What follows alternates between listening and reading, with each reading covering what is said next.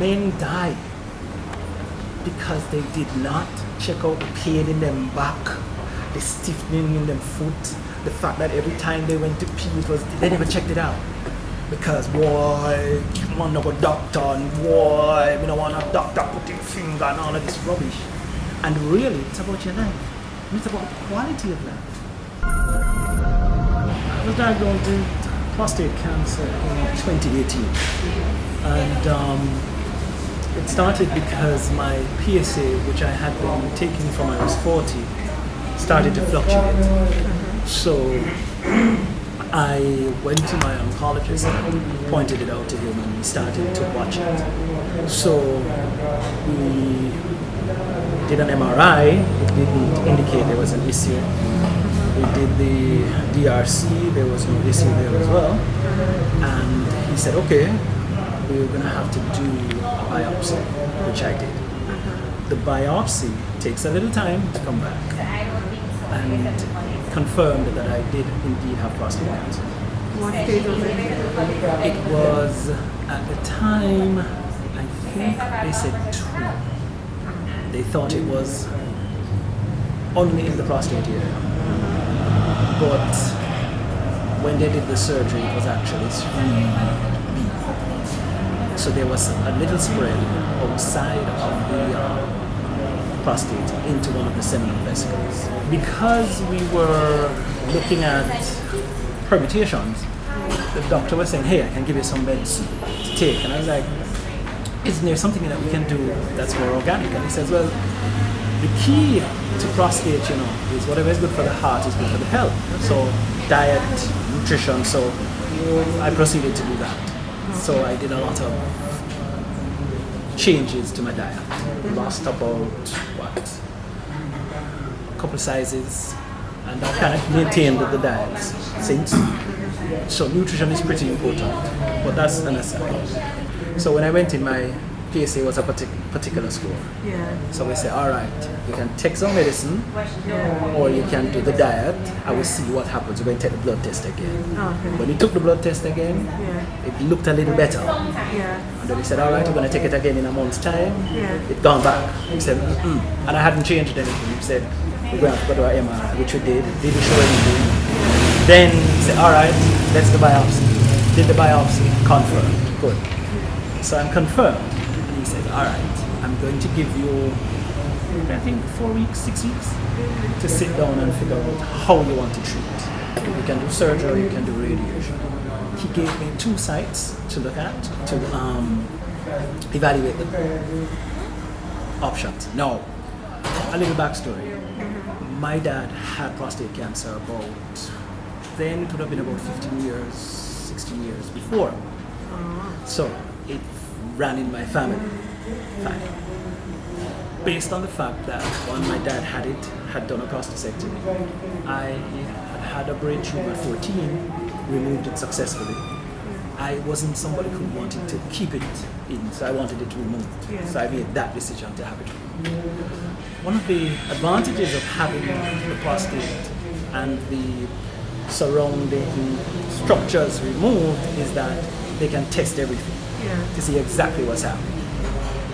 When they tested, that's when they discovered that it wasn't only in the prostate, but is also in one of my seminal vesicles.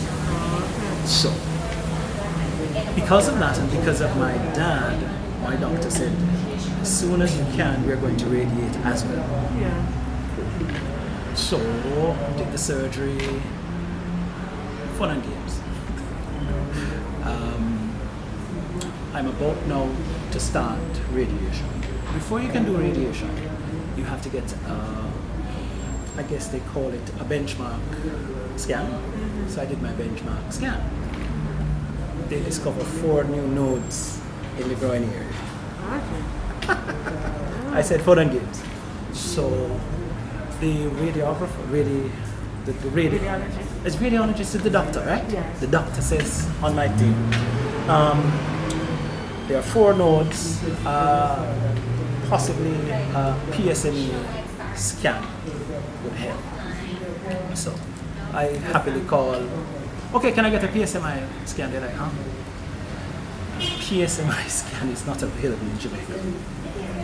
It's done on an MRI machine, but what it does is it uses prostate antigens, radioactive material that finds the cancer cells. So it's the standard of care in places like Germany, France, not the standard of care in England or America or Canada.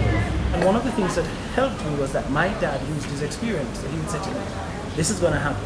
And he would be telling me things that the doctors wouldn't necessarily be telling me. So what happened when I would go to radiation, I started to strike up friendships with the men who were there, and we would start sharing our experience, and that was very helpful. So what I do now is, I don't know, people with major illness, they find me. Prostate cancer persons, they find me. And we have these discussions, and we just talk about, hey, what you do for nutrition, how you're handling that. Because everybody's journey is different, but there are things that everybody's journey can help you. And that's one of the things that I was like, damn. When I was deciding whether to go radiation or surgery, I could have benefited from having more discussions with persons who had done prostate cancer surgery. I chose some good friends, positive people. The critical thing is positive people. So my son's friend's parents I informed, his teacher I informed, my wife's close friends I informed. And one of them could report, the parent reported that Joseph spoke to her, said, my daddy's going into the hospital. And that was it. And the day when I'm going into surgery, he comes and he says, I don't want you to go. I don't want you to go. I'm like, what are you talking about? He said, let's go into the place, go do something, I'll come back. I'm like, no, I want you to stay. I don't want you to go. I said, no, man, that's your thing. So, the Friday morning, I called him before he goes to work, before he goes to school. And he's like, Daddy, and I'm like, yeah, what? But I told you I would call you, didn't I? I said, I'm just going to take something out, man. And you have a test. I said, mash it up. And you can see me later. Mommy going to bring you up to see me later. And when he saw me for the first time post, so I'm in the bed, wires all around, and then he came and he looked at me, and his cousins were there, and he just looked at me, and just like him just nod, and then he went outside and his cousins could play. So, you know, they're good. I mean, but like my wife though, my doc, he says she is the anchor. He says, I tell you best, the night of my surgery, I didn't feel any pain with my prostate cancer, but the night of my surgery I did. Post-surgery, and all I remember coming out of anesthesia saying to her, it's hot. And then, Robert, I'll tell you something.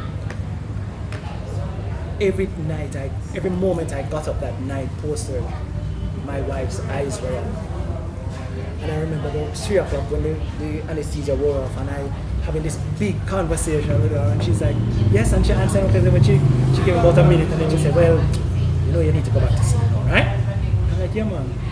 And I went up. And then about 5 o'clock, she said, all right, I'll see you later. I'm going to sort over. And that is pretty much been my experience. As my doctor says, my wife is my eyes. My wife sees things because of where she is. And that's how we work. I handle what I can handle. She handles what she can handle. That's how it works. You hear crazy stories about what happens post prostate cancer treatment. It is an adjustment. But like I say to people, if you broke your hand not going to be the same. It's going to be repaired, but it's not going to be the same. It's the same principle with prostate cancer. There are things that I have to do differently because of it. Like, let's use urine. Every time I pee, I thank God.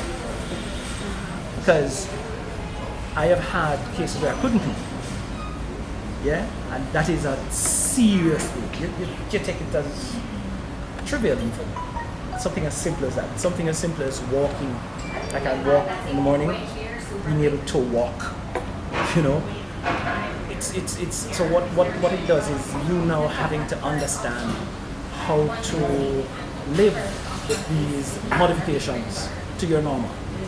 You know, so one of the things that happens post radiation, there are things that can occur, and they call them. There's a nice term they use, but all of these things that occur, I just incorporate them and continue living the best life I can live. Because that's what you have to do. Because I could be dead. You understand? That's important.